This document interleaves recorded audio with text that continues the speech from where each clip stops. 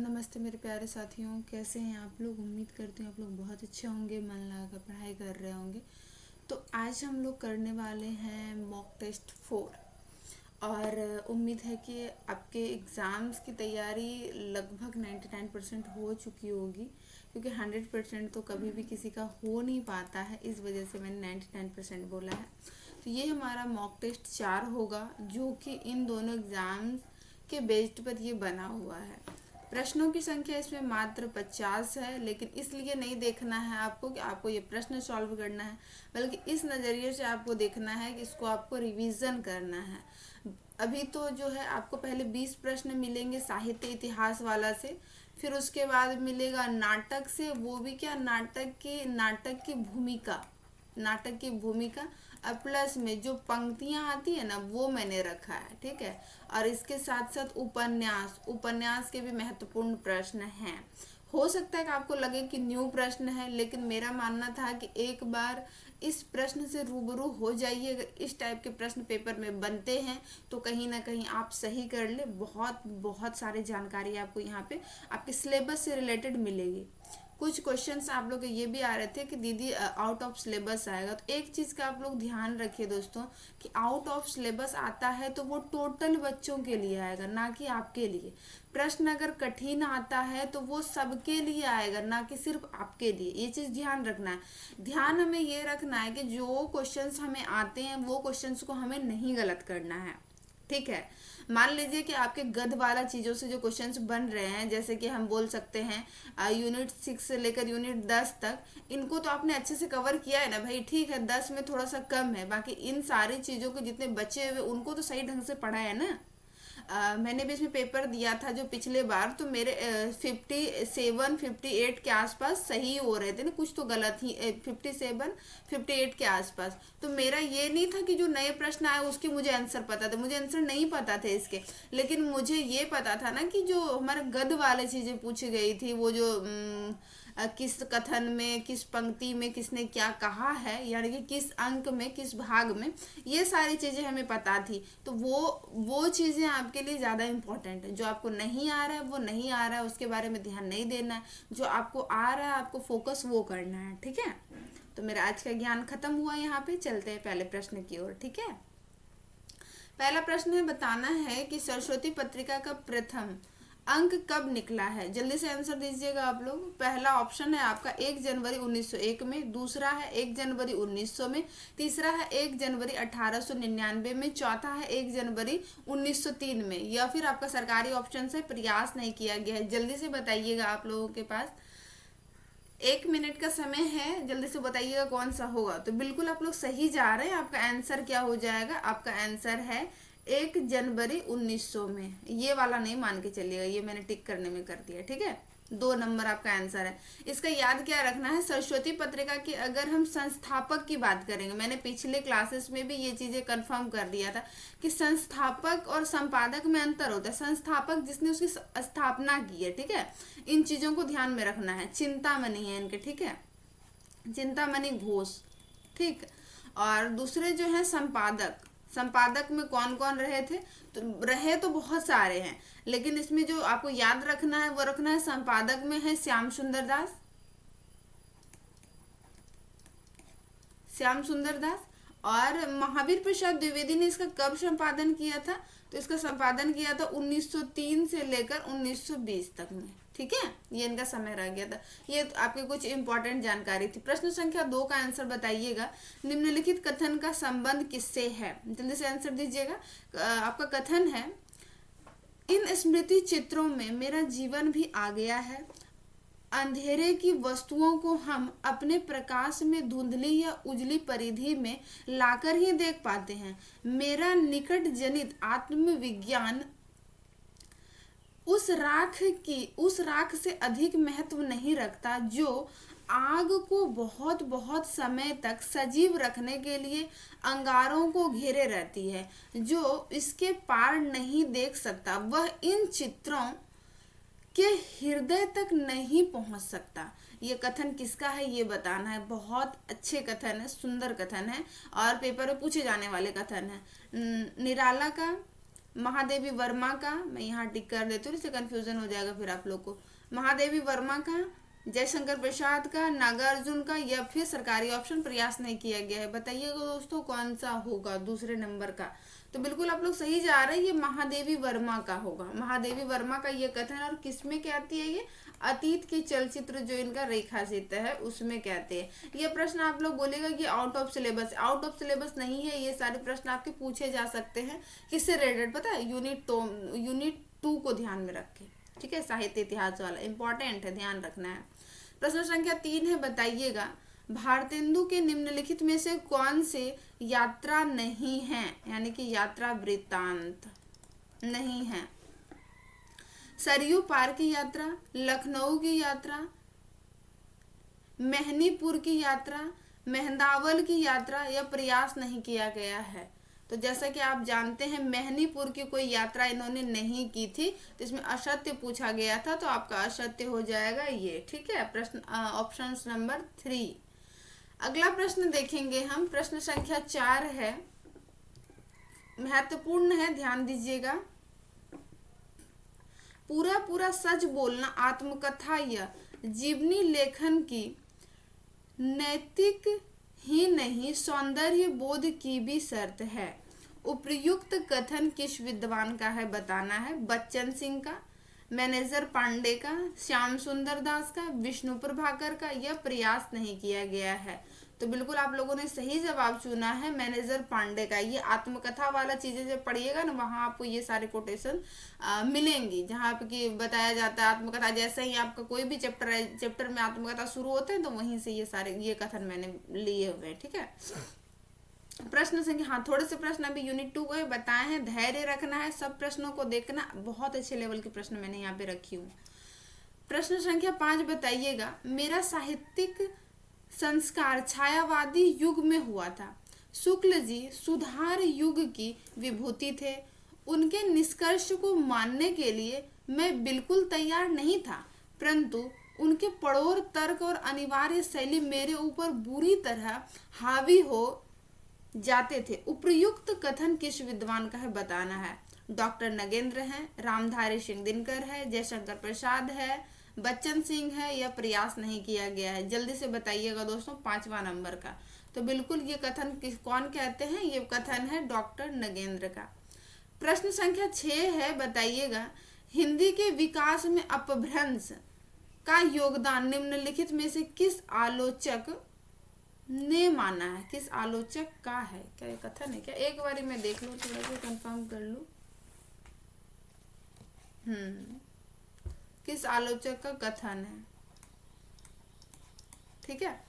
Option है आपका doctor Namvar Singh, आचार्य रामचंद्र शुक्ल, आचार्य राम कुमार वर्मा, इनमें से कोई नहीं, या प्रयास नहीं किया गया है। बताना है हिंदी के विकास में अपभ्रंश का योगदान, इनवर्टेड कॉमा में इस कथन को आप बंद कर सकते हैं।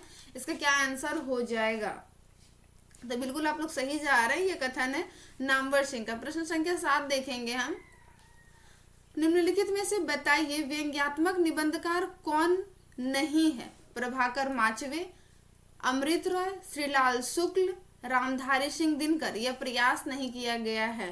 पूछा जा रहा है कि व्यंग्यात्मक निबंधकार कौन नहीं है, ये बताना है। तो बिल्कुल आप लोग सही जा रहे हैं कि रामधारी सिंह दिनकर जो है फिर व्यंग्यात्मक निबंधकार नहीं, बल्कि किसकी श्रेणी में आते हैं, ये आते हैं विचार तथा, इनको विचार बोल सकते हैं, और इसी को बोला जाता है क्या, चिंतन प्रधान निबंधकार, ठीक है। तो ये आपके प्रश्न बन सकते हैं। इसके साथ साथ हम अगर एक थोड़ा सा बात कर ले कि व्यंग्यात्मक में और कौन कौन आते हैं, तो आ जाते हैं आपके शरद जोशी जी, और इसके अलावा नरेंद्र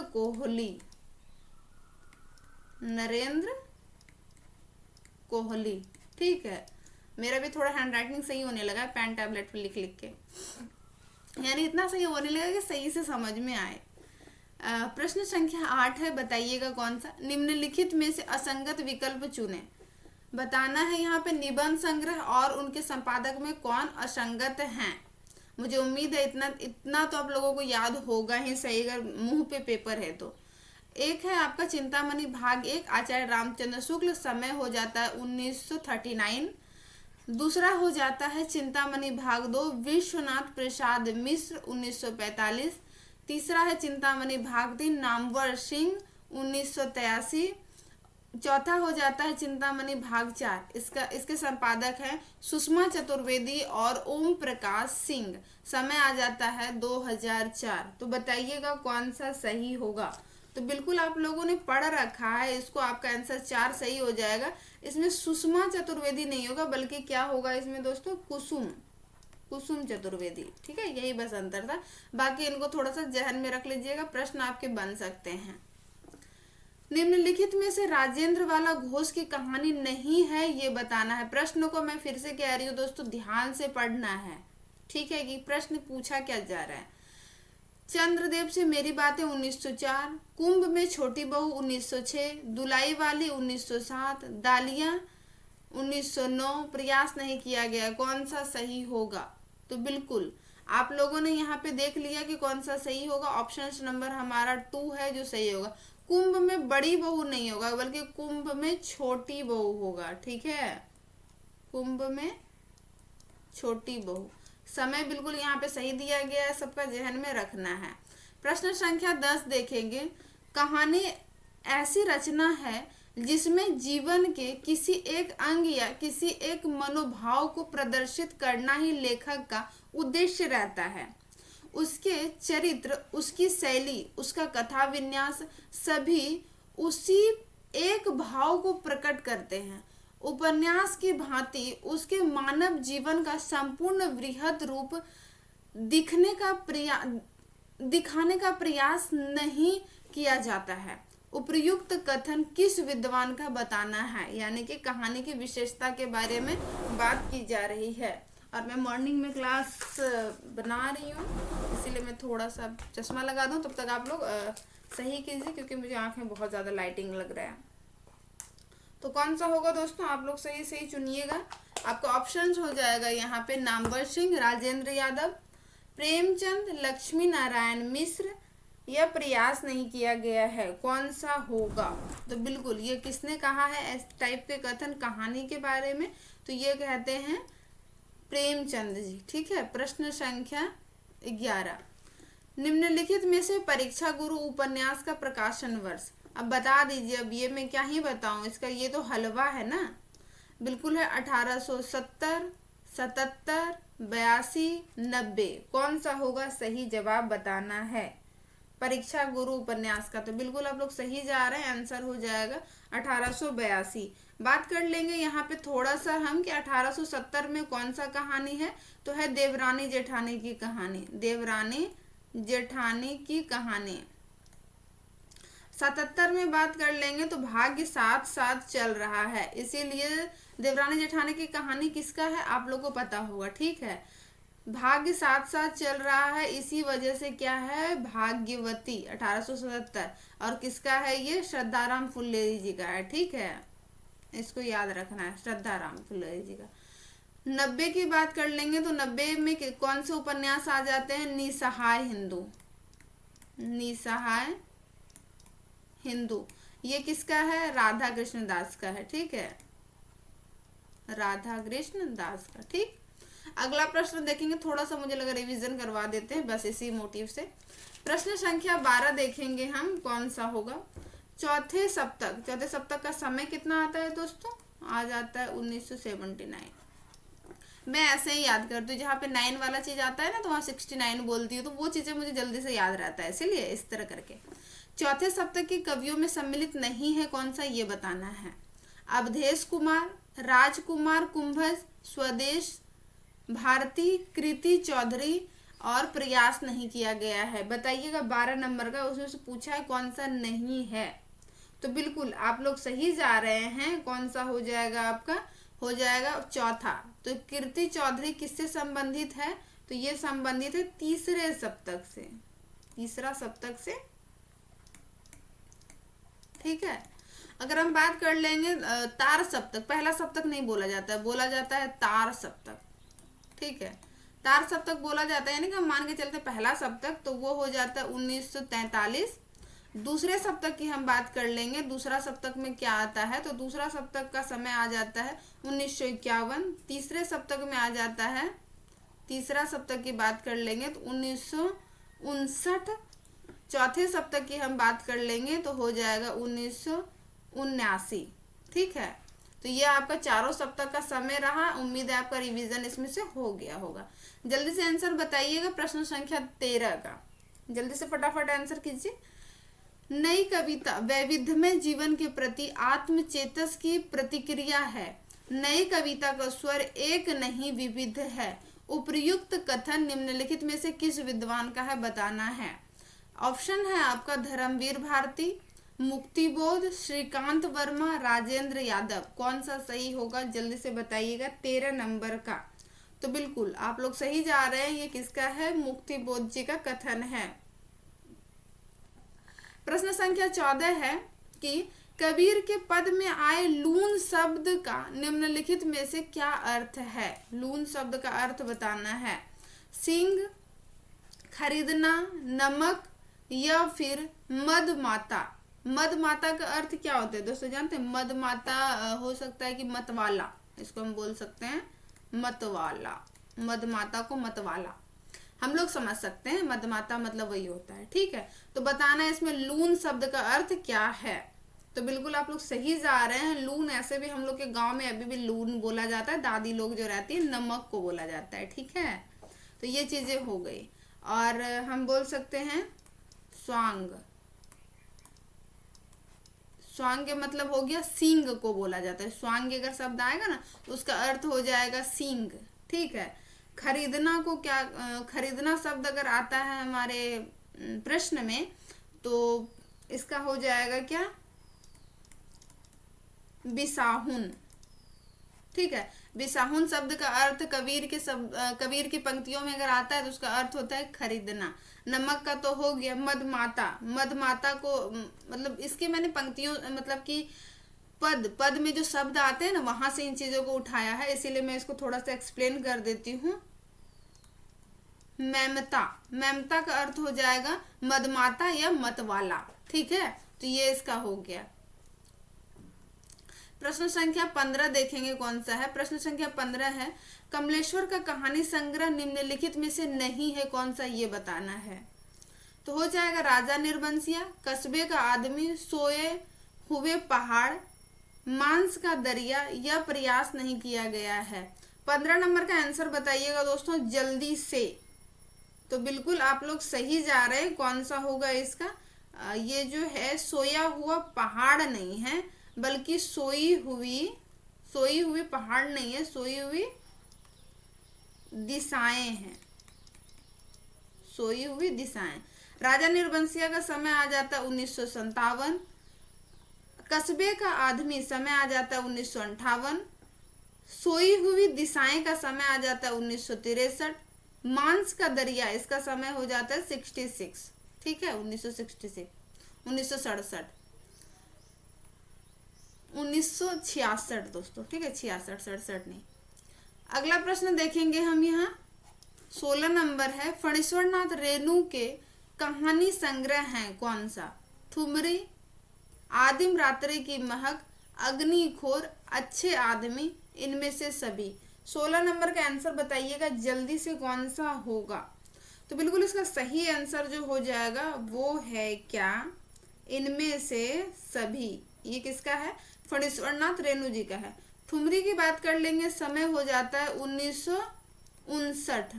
ठीक है, आदिम रात्रि की महक इनका समय आ जाता है 1967। और अग्निखोर की बात कर लेंगे तो 1973। अच्छे आदमी का समय हो जाता है 1986। और एक और इनकी कहानी संग्रह उसको भी याद रख लीजिएगा, वो है एक श्रवणी दोपहर की धूप। एक श्रवणी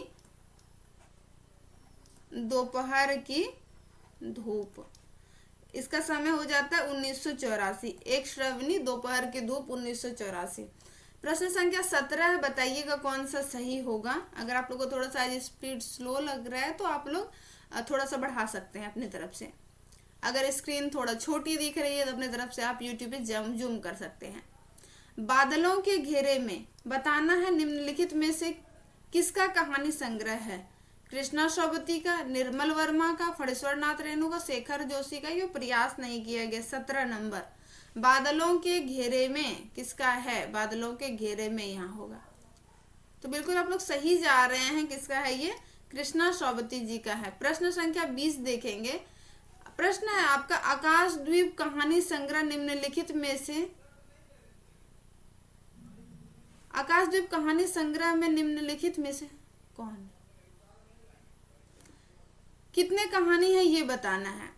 5, 10, 15, 19 या प्रयास नहीं किया गया है। आकाशद्वीप कहानी संग्रह में कितने कहानी है ये बताना है आपको। तो बिल्कुल आप लोग सही जा रहे हैं। 19 कहानी इसमें संकलित है। किसमें, आकाशद्वीप में। अगला प्रश्न है आपका कि फणीश्वर नाथ रेणु के उपन्यासों को प्रकाशन वर्ष के पहले से बाद के क्रम में लगाइए। मैला अंचल, प्रति परिकथा, दीर्घ तपा और जुलूस। आपका कूट यहाँ पे दिया गया है। केवल जो हो जाएगा इसमें 1 2 3 4, 2 1 3 4, 4 3 2 1 या प्रयास नहीं किया गया है। जल्दी से इसका आंसर बताइएगा कौन सा सही होगा। तो बिल्कुल आपका सही जवाब क्या हो जाएगा, ऑप्शन नंबर 1। मैला अंचल का समय कब आ जाता है, 1954 ईस्वी। प्रति परिकथा का समय आता है 1957 ईस्वी। दीर्घ तपा 1963 ईस्वी और जुलूस 1965 ईस्वी। इसके अलावा और क्या आता है, कितने चौराहे का समय आ जाता है 1966 ईस्वी। और पलटू बाबू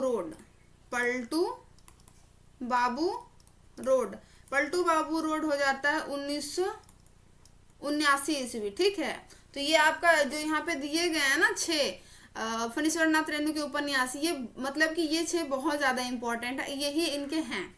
ठीक है। और एक जो आता है इनका राम रतन रॉय नाम से, तो वो उनका अपूर्ण उपन्यास है। लेकिन याद रखना है, कभी कभी प्रश्न राम रतन रॉय, मैं फिर से बोल दे रही हूँ, कभी कभी ये होता है ना कि ऐसे अधूरे रचना कौन कौन से हैं, इस टाइप से प्रश्न बनते हैं, तो उसको भी थोड़ा सा ध्यान में रखना है। प्रश्न संख्या 22 से बताइएगा कौन सा सही होगा। उपेंद्र नाथ अस के संबंध में किस विद्वान का कथन है। कथन किसके बारे में कहे जा रहे हैं, उपेंद्र नाथ अस के संबंध में। क्या कथन है आपका कि अस के पहले नाटककार हैं जिन्होंने हिंदी नाटक को रंगमंच से संबंधित किया और उसे रोमांच के कटघरे से निकालकर आधुनिक बोध के साथ जोड़ा। इन्वर्टेड कॉमा में बंद कर देते हैं इसे। ऑप्शन है आपका, किसने कहा है ये कथन, नामवर सिंह ने, बच्चन सिंह ने, मैनेजर पांडे ने, विजेंद्र स्नातक ने, यह प्रयास नहीं किया गया है। 22 नंबर का आंसर बताइएगा। तो बिल्कुल इसका क्या आंसर हो जाएगा, बच्चन सिंह ने।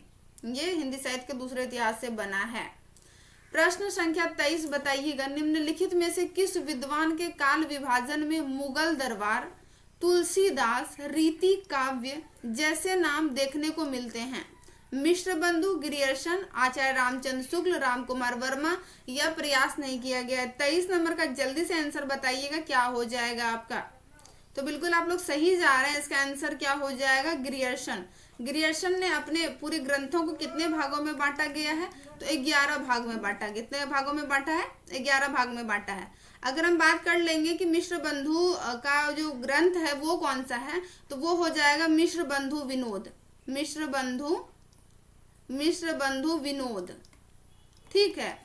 ग्रियर्सन जी का ग्रंथ का नाम क्या है जिसमें कि ये सारे काल विभाजन किए गए हैं, उसका ग्रंथ है द मॉडर्न वर्नाक्यूलर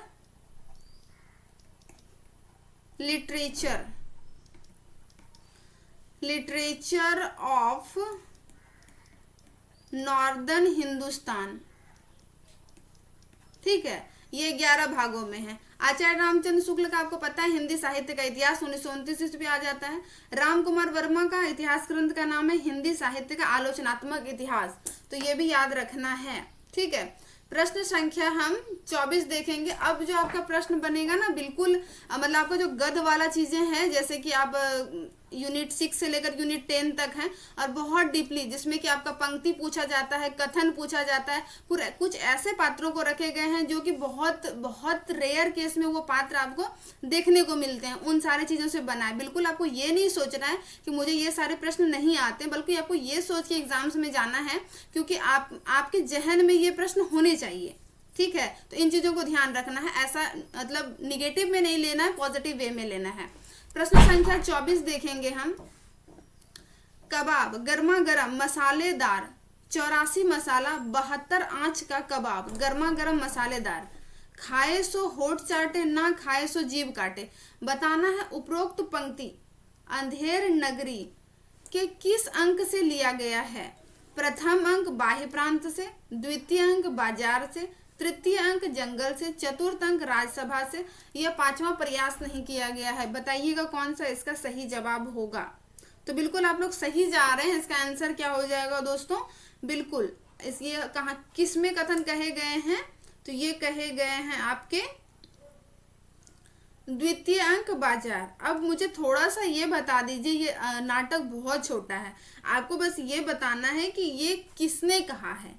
गर्मा गर्म कबाब, इसके बारे में कौन कबाब बेचता है जो उसके बारे में बोलता है। मुझे उम्मीद है इसके बारे में आपको पता होगा, कम से कम ये छोटी चीजें इतना तो आप पढ़े ही होंगे। ठीक है, अगला देख लेते हैं प्रश्न हम। 25 नंबर प्रश्न है, जहां न धर्म न बुद्धि ना ही नीति न सुजन समाज, ते ऐसे ही आप हूं न से जैसे चौपट राज। उपरोक्त पंक्ति अंधेर नगरी के किस अंक से लिया गया है। उपरोक्त पंक्ति अंधेर नगरी के किस अंक द्वारा कहा गया। अरे बाप रे, दो चीजें आ गई है। ऑप्शन आपका है दोस्तों, प्रथम अंक गोवर्धन दास, किस अंक में किस पात्र द्वारा, ऐसा प्रश्न बनता। किस अंक से किस पात्र द्वारा, ठीक है, कहे गए हैं। दोनों चीजें यहाँ पे क्लियर हो जाएंगे आपकी, किसने कहा है, किस अंक में कहा है।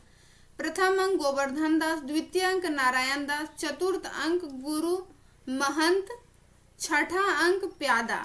यह प्रयास नहीं किया गया है। कौन सा सही होगा बताना है। 25 नंबर का आपको आंसर, तो बिल्कुल इसका सही हो जाएगा क्या, पंचम अंक में कौन कहता है, ये गुरु महंत का कथन है। तो किस अंक में आया है और किसने कहा, ये दोनों चीजें यहाँ आपके क्लियर हो गए हैं। ठीक है, अगला प्रश्न देखेंगे हम। प्रश्न समझ में आ गया क्या कह रहा है कि कथन दिए गए, यानी कि पंक्ति दी गई, कथन नहीं कह सकते, पंक्ति दी गई है आपकी, और ये बताना है कि ये किस अंक में किस पात्र ने कहे हैं। आपके प्रश्न दोनों तरह से एग्जाम में पूछेंगे, इसीलिए इस तरह के प्रश्न मैंने यहाँ पे रखे हैं। प्रश्न संख्या 26 से बताइएगा, चना खावे तो की मैना, बोले अच्छा बना चवैना, चना खाए गफूरन मुन्नी, बोले और नहीं कुछ सुननी। उपर्युक्त पंक्ति किस पात्र द्वारा कही गई है। पाचक वाला, घासीराम, महंत, गोवर्धन दास। प्रयास नहीं किया गया है, तो बताइएगा 26 नंबर का आंसर। तो घासीराम, यानी घासीराम क्या बेचता है, चना बेचता है। ठीक है, ये बाकी ये सारे इसके नहीं हैं। प्रश्न संख्या 27 देखेंगे, बताइएगा। अब थोड़ा सा हम जयशंकर प्रसाद की ओर बढ़ते हैं।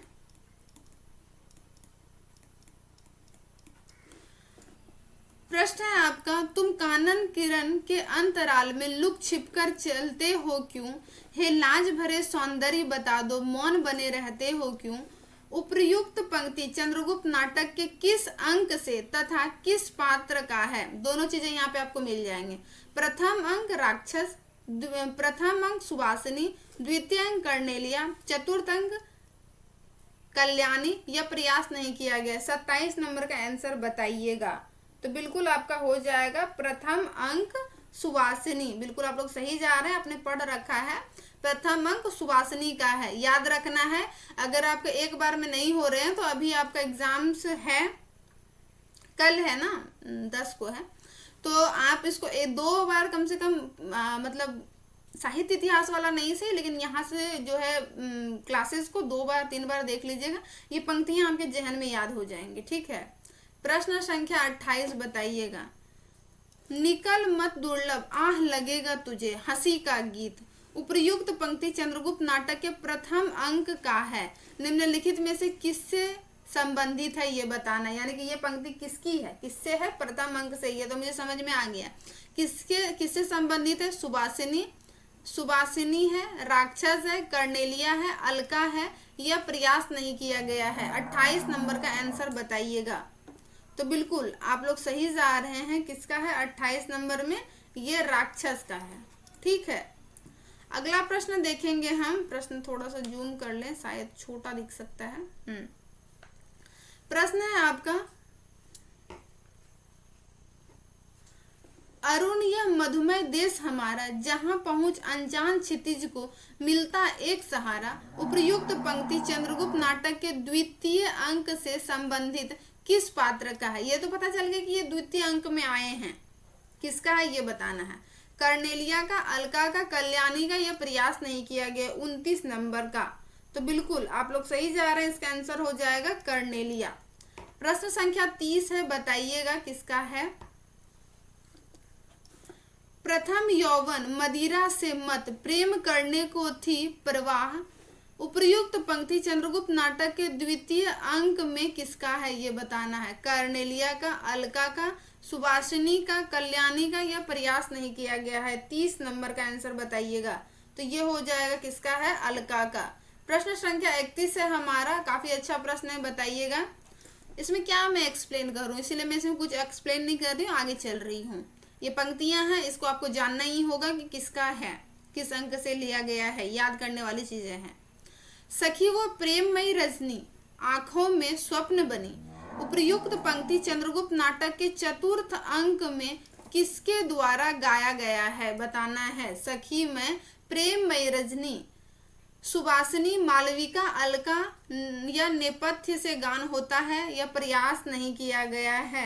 31 नंबर का आंसर बताइएगा, किसका है ये। तो बिल्कुल ये सुबासिनी का है। ठीक है, अगला देखते हैं हम यहाँ। प्रश्न संख्या 32। प्रश्न संख्या 32 हमारा क्या है, ध्रुव स्वामिनी नाटक के गीत मिलान कीजिए। इसमें जितने गीत आए थे ना, मैंने यहीं पे रख दिया एक ही बार, यानी कि अगर इसके हम प्रश्न बनाते 4 प्रश्न बन जाते। ठीक है, तो बताइएगा कौन सा इसमें से सही होगा आपका। मैंने थोड़ा सा उलट फेर किया है, इसमें ध्यान रखना है ऑप्शंस में। ऐसा नहीं कि दीदी बार बार सेम दे देती है। आपका ऑप्शंस है यहाँ पे, यह कसक अरे आंसू सा जा, बनकर विनम्र अभिमान मुझे मेरा अस्तित्व। ये पंक्ति प्रथम अंक में मंदाकिनी का, पैरों के नीचे जलथल हो बिजली से उनका खेल चले, प्रथम अंक में मंदाकिनी का। तीसरा है यौवन तेरी चंचल छाया, द्वितीय अंक में कोमा का। आस्था चल पर युवती संध्या की, खुली अलका धुंधराली, किसकी द्वितीय अंक में नर्तकी का। बताना है आपके, यहाँ पे कूट दिए गए हैं, जल्दी से बताइए। यहाँ पे 1 दिए हुए हैं, ए के साथ ए है, 2 में बी के साथ सी है, 3 में जो है वो है, मैं थोड़ा सा ऊपर कर लूं, 4 के साथ हो जाएगा यहाँ पे डी है। तो कौन सा सही होगा। तो बिल्कुल आप लोग सही जा रहे हैं कि दूसरा नंबर जो है ना इसका सही होगा। यहाँ पे जितने भी ये दिए गए हैं ना, ये सारे इसी के हैं, जितने जो जिस अंक में भी हैं और जिस पात्र द्वारा कहे गए हैं, इसको भी ध्यान रख लेना है। ध्रुव स्वामिनी नाटक के गीत हैं। ठीक है, अगला प्रश्न देखेंगे। प्रश्न संख्या 33 है, आह वेदना मिली विदाई, मैंने भ्रमवश जीवन संचित मधुकरियों की भीख लुटाई। उपर्युक्त पंक्ति स्कंदगुप्त के पंचम अंक से लिया गया। याद रखना कौन से अंक से लिया गया, पंचम अंक से लिया गया है। किस पात्र द्वारा गाया गया है। देवसेना, मातृगुप्त, राक्षस, अलका या प्रयास नहीं किया गया है। 33 नंबर का बिल्कुल आप लोग सही जा रहे हैं, पढ़ रखा है भाई, देवसेना का है। प्रश्न संख्या 34, हिमालय के आंगन में उसे प्रथम किरणों का दे उपहार। उपर्युक्त पंक्ति स्कंदगुप्त के पंचम अंक में किसने गाया है। ये पता चल गया कि ये पंक्ति स्कंदगुप्त से है। किस अंक में है, पंचम अंक में। आपको छोटा सा चीज बताना कि किसने गाया है। आपके पास ऑप्शंस है देवसेना, मातृगुप्त, राक्षस, अलका, ये प्रयास नहीं किया गया है। 34 नंबर का आंसर बताइएगा। तो बिल्कुल आपका सही आंसर हो जाएगा क्या, मातृगुप्त। प्रश्न संख्या, अब यहाँ पे जितने भी हमारे प्रश्न पंक्ति वाले थे ना, वो मैंने यहाँ पे करवा दिए हैं 34 नंबर तक। अब इसके आगे हम नाटक पे चलते हैं। नाटक का पहला प्रश्न है आपका कि तराई का मेला का जिक्र निम्नलिखित में से किस नाटक में हुआ है। बहुत आसान है, जल्दी से आंसर कीजिएगा आप लोग। अगर आपने पढ़ रखा है तो मतलब हम बोल सकते हैं ना कि हलवा प्रश्न है आप लोगों के लिए। जल्दी से कीजिए, क्या हो जाएगा। एक और द्रोणाचार्य आपका विकल्प है, अंजो दीदी आपका विकल्प है अगला, बकरी, चौथा है आगरा बाजार। तो बताना है तराई के मेले का जिक्र किसमें हुआ है। 35 नंबर का आंसर। तो बिल्कुल आप लोग सही जा रहे हैं, एक और द्रोणाचार्य नाटक में। ठीक है, जब प्रिंसिपल को मारने की बात चलती है ना, तो तराई का मेला देखने पहाड़ पे जो ये लोग जाते हैं, वहां से ये फिसलते हैं, तो यहाँ से वो चीजें निकल के आई है, ध्यान रखना है।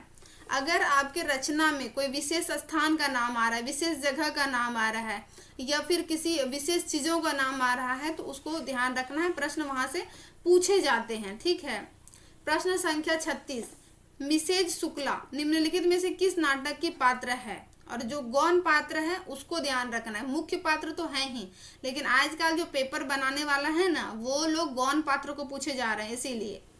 एक और द्रोणाचार्य, आगरा बाजार, अंजो दीदी, बकरी, या प्रयास नहीं किया गया है। 36 नंबर का आंसर दीजिएगा जल्दी से, क्या हो जाएगा।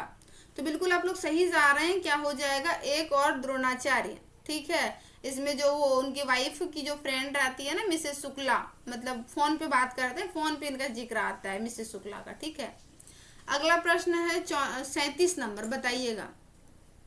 ये भी काफी इंपॉर्टेंट है। अगर आपने नाटक को बहुत अच्छे से पढ़ा होगा ना, तो मैं यही कह सकती हूँ कि आपके लिए प्रश्न बहुत आसान होगा। अगर आपने नहीं याद से ध्यान से पढ़ा है तो फिर भी कोई बात नहीं, जानकारी के हिसाब से आप इसे ले सकते हैं। कि मथुरा में जाकर भूल गए कान्हा सब ब्रज की गलियों को, पर ब्रज की गलियां स्पंदित है। कितने मतलब लग रहा है ना कि मतलब कितना धार्मिक टाइप से निबंध या फिर पौराणिक टाइप से नाटक से कहे गए होंगे, लेकिन नहीं है वैसा कुछ, मतलब आधुनिक टाइप में कहे गए हैं। उपयुक्त पंक्ति किस नाटक का है। अंधा युग, अंजो दीदी, एक और द्रोणाचार्य, और आगरा बाजार आपका विकल्प हो गया। पांचवा विकल्प है आपका सरकारी, प्रयास नहीं किया गया है। जल्दी से बताइएगा कौन सा हो जाएगा। 37 नंबर। तो बिल्कुल आपने पढ़ रखा है, हो जाएगा ऑप्शन नंबर आपका 2। बिल्कुल सही जा रहे हैं आप लोग। हाँ, इसका किसने बोला है, श्रीपत, इनका जो मामा आता है, उन्होंने ये पंक्ति गाए हुए हैं। और भी मैंने इसमें बहुत 2-3 पंक्ति कविता के बारे में भी मैंने पहले क्लासेस में भी जिक्र नहीं किया है, जिक्र किया हुआ है, वहां पे भी आप उन चीजों को देख सकते हैं। प्रश्न संख्या 38 बताइएगा, 38 नंबर का क्या हो जाएगा। आस्क ने अपनी पॉसिबिलिटीज को पूरी तरह से एक्सप्लोर किया है। आस्क के संबंध में किसका कथन है। तो इसे हम इन्वर्टेड कोमा में बंद कर देते हैं, क्योंकि कथन पूछे जा रहे हैं तो वो ऑब्वियसली इन्वर्टेड कोमा के अंदर ही आएगा। ऑप्शन है आपका राजेंद्र यादव, श्रीकांत वर्मा, ओम शिवपुरी, गोपाल ठाकुर, प्रयास नहीं किया गया है। तो कौन सा हो जाएगा। 38 नंबर का आप लोग बताइएगा। तो बिल्कुल ये कथन किसका है, ये कथन है ओम शिवपुरी जी का, और ये मैंने अस्क जी की भूमिका से उठाया है। उपेंद्रनाथ अस्क का कौन सा नाटक लगा हुआ है, अभी मैंने ऊपर बताया है, उसी भूमिका से मैंने इस कथन को उठाया है। प्रश्न संख्या 39 बताइएगा। बकरी मैया तोरा चरणन अरज करूं, गांधी बाबा तोरा चरणन अरज करूं, खेत न दान कूप न पानी, इस टाइप की पंक्ति जो है उपयुक्त किस शैली में लिखी गई। ये तो आपको पता है कि बकरी नाटक से लिया गया है, सब पता है कि राजनीतिक पर व्यंग्य किया गया है, गांधी जी को आधार बनाकर समाज को लूटने का काम किया गया है, सब चीज पता। अब ये बताना है इसमें से किस शैली में है, प्रश्न आपके बनते हैं, क्योंकि इसमें जिस भी पंक्ति को दिया गया है ना, उसमें किस शैली में उसको लिखे गए हैं वो भी उस नाटक में जिक्र किया गया है ब्रैकेट में, और आपके प्रश्न पूछे गए हैं। आपका ऑप्शन है यहाँ पे तर्ज, कहरवा शैली, पूजा गीत शैली, राष्ट्रगीत शैली, गांधी गीत शैली, या प्रयास नहीं किया गया है। तो बिल्कुल 39 का बताइएगा। तो ये क्या है, तर्ज कहरवा गीत शैली। ठीक है, प्रश्न संख्या 40 हो जाएंगे, जल्दी से बताइएगा किसका कथन है। लोक नाटकों के सुखांत समापन के मोह के कारण या नाट्य विधा की जटिल संरचना के अनुभव की कमी के कारण या जन चेतना के अतिरिक्त उत्साह के कारण नाटक अपने अंत में बहुत स्थूल और हल्का लगने लगता है। उपर्युक्त कथन बकरी नाटक के संबंध में किसका है? यानी कि ये तो पता चल गया आपको कि ये कथन किसका है, बकरी नाटक का है। अब किसने कहा है ये, आप ये बताइए। इसे हम इन्वर्टेड कोमा में बंद कर लेते हैं, कथन है।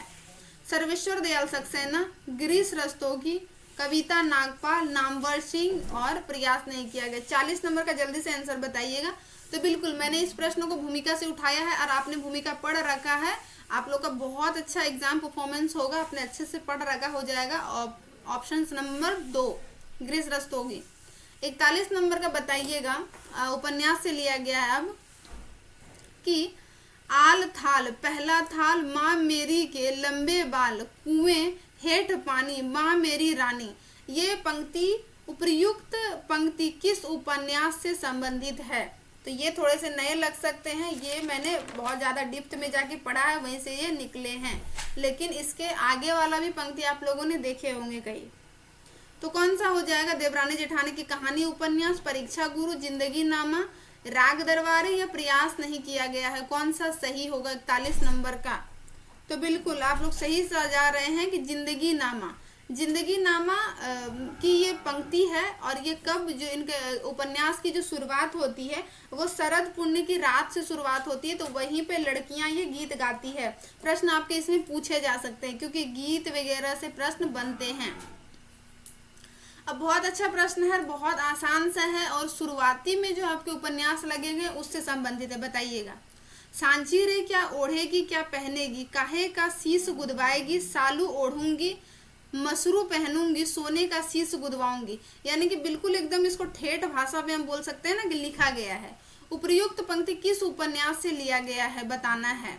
देवरानी जेठानी का कहानी, परीक्षा गुरु, जिंदगी नामा, आगरा, राग दरबारी, ये प्रयास नहीं किया गया है। तो बिल्कुल आप लोग सही जा रहे हैं। इसका क्या आंसर हो जाएगा? आंसर हो जाएगा आपका देवरानी जेठानी की कहानी। ठीक है, इसी से ली गई है। देवरानी जेठानी की कहानी में 2-3-4 पंक्ति आती है जो इम्पोर्टेंट है। और उपन्यास काफी छोटा है, नाटक नहीं, सॉरी दोस्तों, उपन्यास काफी छोटा है। उम्मीद है आपने पढ़ा भी होगा। प्रश्न हो जाएगा 43। शेखर एक जीवनी लेखक यानी कि अज्ञे जी के कितने वर्षों के परिश्रम का फल है बताना है। 5 वर्ष, 2 वर्ष, 3 वर्ष, 10 वर्ष, ये प्रयास नहीं किया गया है। बताइएगा 43 नंबर का आंसर। तो बिल्कुल आप लोग सही जा रहे हैं, 10 वर्ष के परिश्रम का फल है। प्रश्न संख्या 44। देखो मोटर चल गया। 44 नंबर बताइएगा। द्वितीय नामक कविता निम्नलिखित में से किसका है ये बताना है। अज्ञेय का, यशपाल का, निराला का, नागार्जुन का, या प्रयास नहीं किया गया है। द्वितीय नामक कविता, द्वितीय नामक कविता किसका है? यह है अज्ञेय जी का है। ठीक है, और ये किसमें मिला है मुझे? ये शेखर एक जीवनी की भूमिका में मिला है। इस कविता का जिक्र मैंने वहीं से इसे रखा है।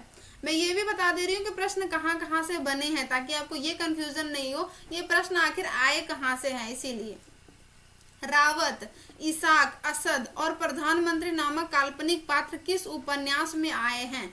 देखिए ये सारे पात्र आपने अगर अच्छे से नहीं पढ़ा होगा ना तो आपको नहीं पता चलेगा। प्रधानमंत्री से तो आप थोड़ा सा जोड़ सकते हो, बाकी ये सारे जो है ना बिल्कुल गौण पात्र हैं, इसीलिए मैंने यहाँ पे रखा है। तमस, राग दरबारी, झूठा सच, जिंदगी नामा, या प्रयास नहीं किया गया है। 45 नंबर का बताइएगा। तो बिल्कुल ये झूठा सच से है। झूठा सच उपन्यास के बारे में लेखक खुद ही बताते हैं कि ये पूरा जो हमारा उपन्यास है ना वो राजनीतिक ऐतिहासिक नहीं है, बल्कि ये पूरा का पूरा उपन्यास मेरी कल्पनाओं पे मैंने गढ़ा है। मतलब लिखा तो उन्होंने सब कुछ है, हकीकत है, लेकिन नाम क्या दे दिया है कि ये पूरी तरह से राजनीतिक है। ठीक है, प्रश्न संख्या अगला देखेंगे हम 46। काफी अच्छा प्रश्न है, बताइएगा जल्दी से।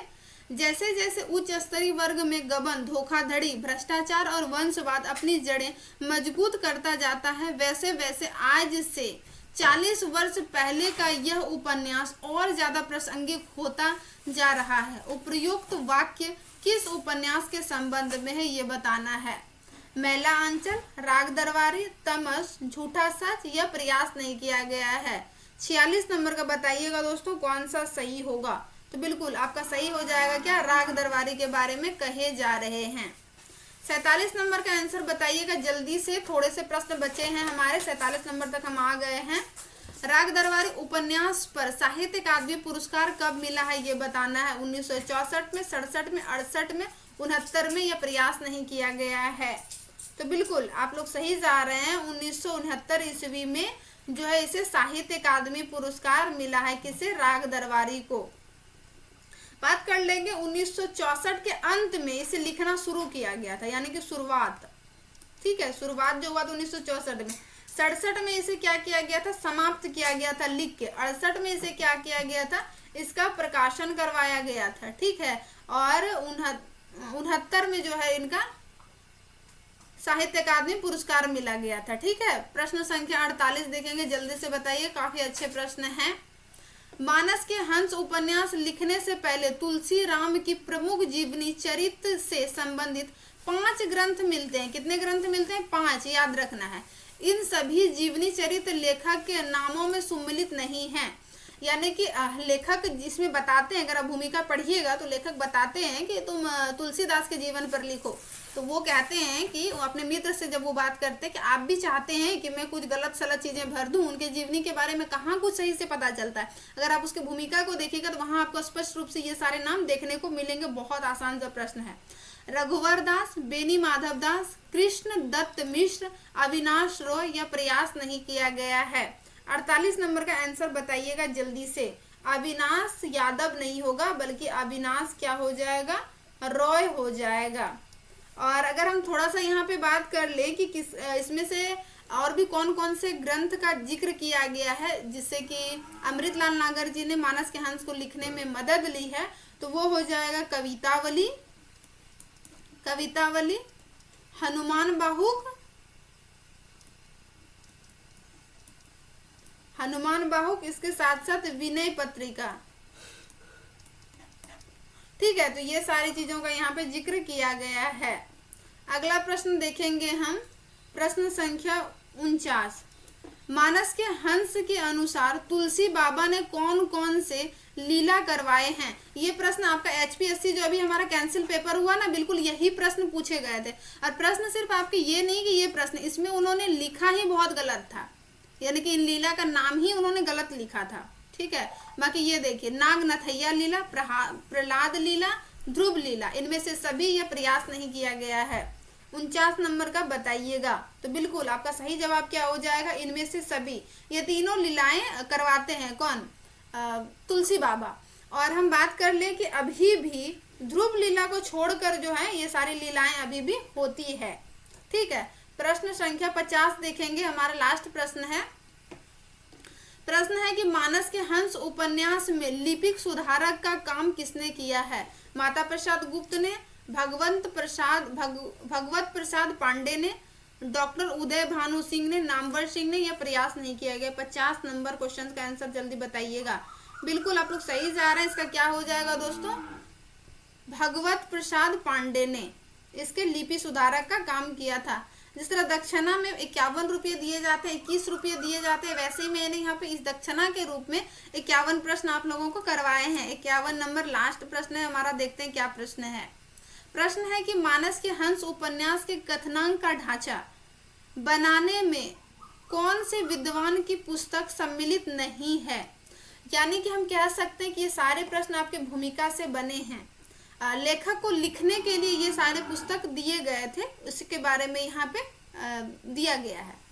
ऑप्शंस है आपका डॉक्टर मोतीचंद का काशी का इतिहास, राहुल सांकृत्यायन जी का अकबर, डॉक्टर माता प्रसाद गुप्त का तुलसीदास, तुलसीदास ही है ना, या तुलसीराम, तुलसीदास, हाँ बिल्कुल सही है।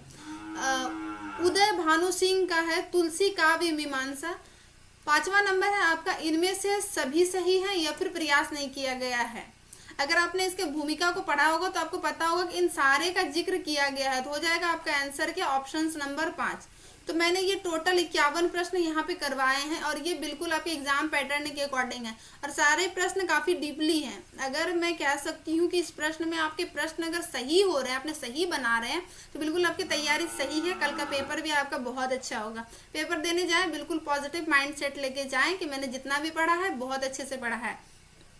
क्योंकि मेरे पास एक कमेंट भी आया था कि दीदी आउट ऑफ सिलेबस आएगा तो हम क्या करेंगे। आउट ऑफ सिलेबस आएगा तो हम कुछ नहीं कर सकते हैं। आउट ऑफ सिलेबस आएगा तो आपको ये ध्यान रखना है कि out of syllabus her student के लिए है, आपके लिए सिर्फ नहीं है। आपको ये भी ध्यान रखना है कि जितना मैंने पढ़ा है उस पर विश्वास रखना है, स्थिरता के साथ धैर्यपूर्वक ईश्वर का नाम लेते हुए पेपर देना है। पेपर 100% अच्छा होगा। क्लासेस को देखने के बाद आप मुझे फीडबैक देके बताइएगा कि प्रश्न आपको कैसे लगे। आपके फीडबैक से मुझे मोटिवेशन मिलता है, आगे क्लास बनाने की इच्छा होती है। डिपेंड आप पे करता है आपको क्या करना है। क्लासेस के साथ बने रहने के लिए तहे दिल से बहुत बहुत आभार।